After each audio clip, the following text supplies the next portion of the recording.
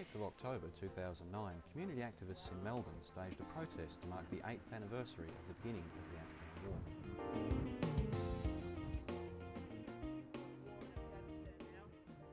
And the war in Afghanistan has been sold as a clean war as opposed to the carnage in Iraq. So we reckon the whole thing is a whitewash. So we just thought we'd help out the government and the military by completing their whitewash and whitewashing the Australian military. Here in Australia we had John Howard send our troops to Afghanistan and Iraq. The people have voted a new leader in Kevin Rudd, and yet the war continues.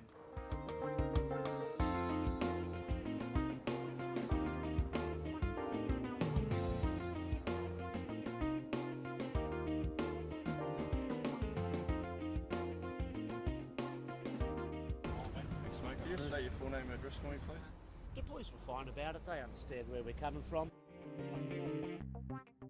In Australia, we have a great deal of respect for our service personnel, but our government sees it differently, at least in private.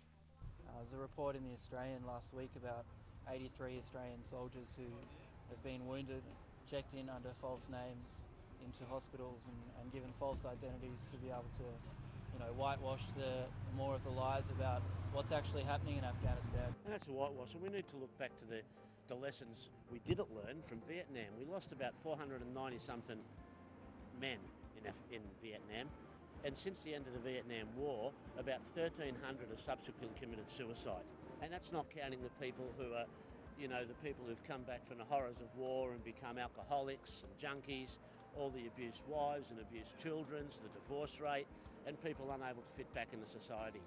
And they whitewash it and say 11 young people died for a noble cause in Afghanistan, but the truth is it's never over.